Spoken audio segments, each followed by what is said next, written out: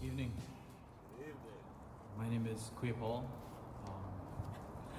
which I believe is one of the reasons why I was invited. Kuya is actually Filipino. It means big brother.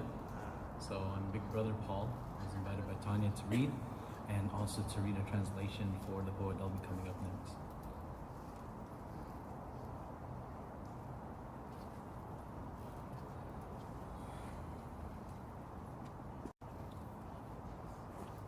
They took it, she said.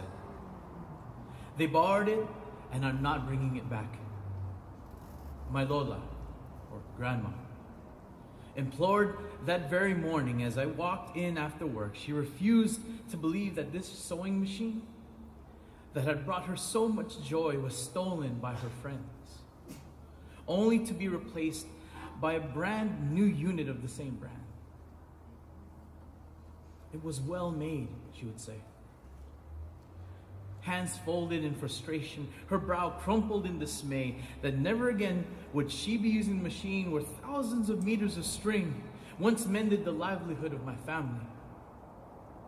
I couldn't say a word. I had no reply. What does one say, after all, when you know that the friends were not her friends? And that was once borrowed was really stolen from her grasp. With respect, I laid down a new unit, showed her its new components, how every aspect of this machine was 1,000 times better, but she wouldn't have it, convinced that her classic was everlasting, and that made it better. Her familiar was familiar, so much better than simple techie improvements. So then she relents. Well into the morning, how can you be a friend, she said, if you don't give back what you've taken?